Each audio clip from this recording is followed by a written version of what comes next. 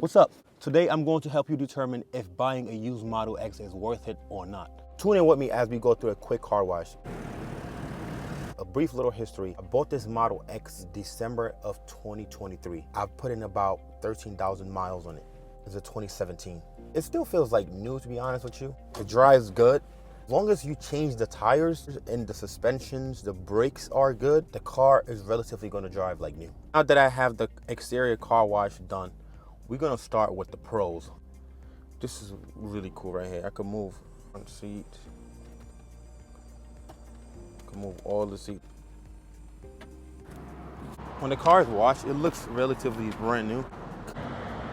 The things I like the most over here, you have a lot of space. That's my little sub trunk. As you can see here, I have a 7-seater. These seats are currently folded down, and it's not as bad. I'm 6'2" and I could sit there. Not as comfortable, but as you can see here. I think if you're coming from a Model Y to a Model X, I believe you're gonna really enjoy this car. It is a huge upgrade. We're gonna start with the pros. Number one, no recalls since I had this car. No problem constantly going back to Tesla service, because most people who have a Tesla Model X, they complain about the doors, they complain about different parts of the car, and they constantly needing to get service. Thank God I never had to deal with that. I only been to the Tesla service center one time, and I had to get a lot of stuff done, which I will share that service bill in detail. So the car is very reliable overall. I've never really had no problems. But two, I mentioned earlier, the air suspension. It is nice to have the ability to constantly lift your car up or down, especially when you live in a place where you might get snow or you might be doing off-roading. It is nice to be able to lift up your vehicle. Number four, the car is very comfortable and it's big. If you have a big family or a lot of kids, this car is very helpful, it's very useful. The Falcon Wing doors could be very, very useful and make things a lot easier for you and your family. Number five, good on tires. As long as you make sure that you have size 20-inch rims, you're not really gonna have much problem. Of course, here and there, you might get a little flat, you might get a nail on your tire just like any other car, but for the most part, you don't really get no problem. Number six, Pro. I just discovered that I can actually drive the car without the key fob. As you may know, some Teslas come with a key fob, not an actual card. I have a case on over here, look a little bit fancy. I can actually just go to the Tesla app and put start vehicle on control, and I can start the car, drive the car without the actual key fob, which is really cool. This Model X is surprisingly very fast. 0 to 60 is about 4.9 seconds. One thing I just discovered is you can actually get sensory mode, which is the system that allows you to constantly record surveillance, whether somebody is touching your car or around near your car. You just have to make sure that you have internet set up. Since my car is a 2017, it don't come with the flash drive. At least when I bought the car, it didn't come with the flash drive. I have to buy the flash drive from Tesla, probably about $40. The full self-driving is really good on this car.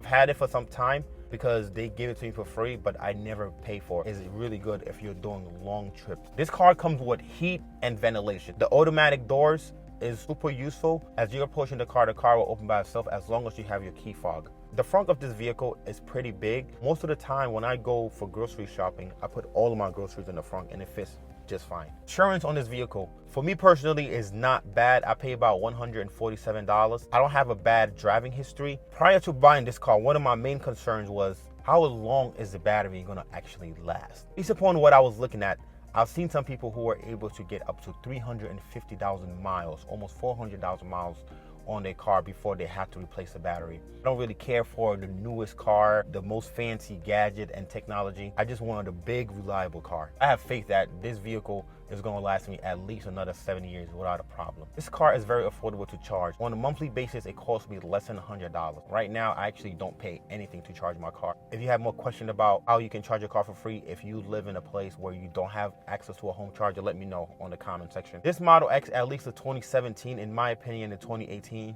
have a much better build quality than the newer one. You should be able to get this vehicle for about between 20,000 to 45, 50,000. Just make sure that the miles is not too high. Now that we already went over all the pros, we are gonna go over the cons. Give you guys a little perspective of how big this car is. Again, I am 6'2". One thing I absolutely do not like about this Model X is these older Model X, the way it's built, you're not able to fully fold this seat right here where I'm sitting at. I guess because the way it's designed, I don't know. like the ability to fold it. But although when I push these seats forward, I have a lot of space. I can fit a lot of stuff in the trunk. Number 2 con, depreciation. Unfortunately, EV vehicles depreciate very fast, especially if you bought brand new and less than a year, you lose over 25% of what you pay. That's the main reason why I always recommend buying used. And if you're gonna buy used, I recommend you buy a vehicle that has less than 50,000 miles. For me, when the vehicle have low miles, is an indication that wasn't supercharged as much. According to my research, when you use high voltage fast supercharging, it damages the battery in the long run. It is not a bad thing if you're just traveling, going through vacation, stuff like that. Of course, you don't have anywhere else to charge, but on a regular basis, I like to avoid using supercharging. So if you're gonna buy used, don't just fall in love with a vehicle just because of the look or the colors. Take your time, do your research, run some diagnosis. If you could take it to a third person to have their opinion as well. Number 3 con, the range. I think if I would have bought this vehicle in 2017, it would have a 250 miles range. The vehicle is about 8.5 years.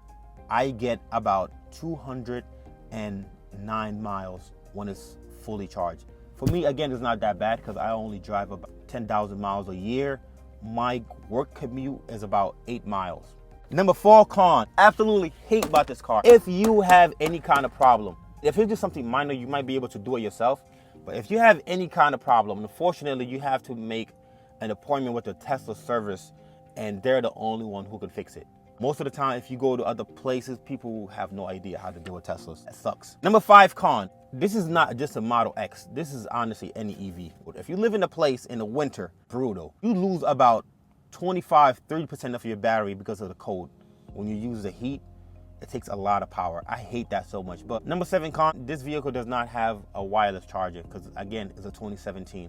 So I would recommend probably going with a 2020 or 2019. Number 8 con, you might do all the research and then you make your decision. You're still probably gonna be taking a risk because you might run out of warranty and you don't know what might go down and you might be stuck. That's why I said make sure you take your time.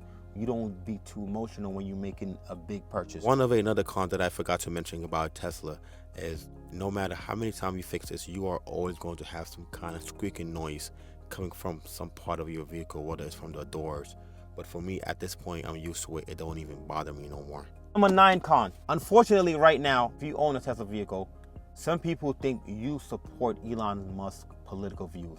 I don't give a damn about Elon Musk's political view or what he thinks. I think the guy is a genius in terms of at least helping create an efficient electric vehicle. But his views and his politics, I don't really associate with him like that for real. So online, a lot of people are selling their cars because they don't want to be associated with Elon Musk. I'm not doing all that. Friends, I really appreciate you guys rocking with me. I hope that this video was a helpful tour guide in terms of helping you make the right decision as you are considering purchasing a used Model X. Make sure you subscribe, comment what you think about this video and your opinion. Any other questions you might have, make sure you leave that in the comment as well. See you in the next one.